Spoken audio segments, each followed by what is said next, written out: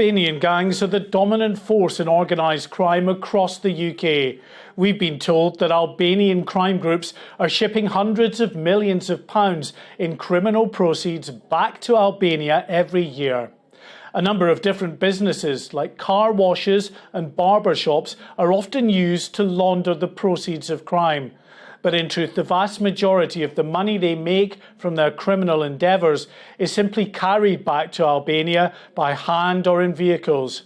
Recently, border officials seized £300,000 bound for Albania in luggage at a UK airport.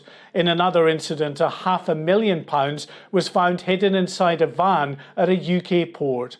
Albanian crime gangs now control the majority of cannabis farms across the UK.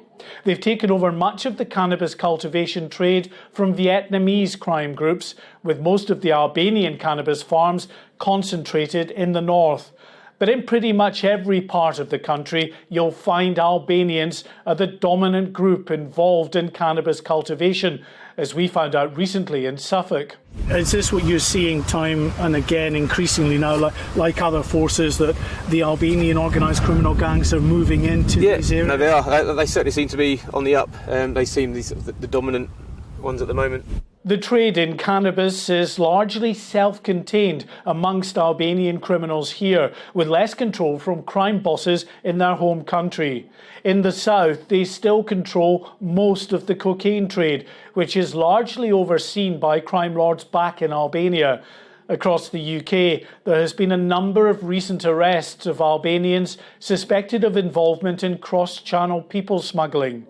Much of the surge in Albanians arriving by small boats lately is, we're told, being orchestrated by Albanian criminal gangs who want those people to work for them. Most of the people smuggling trade is still being controlled by Kurdish criminal gangs, but they are increasingly working in tandem with Albanian crime groups, who are advertising and arranging for people from the Western Balkan nation to head for northwest France before handing them over to the Kurdish gangmasters.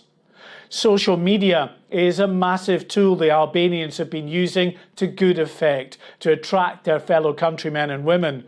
We've learned that the National Crime Agency has persuaded social media companies to remove 1,700 such videos in recent months.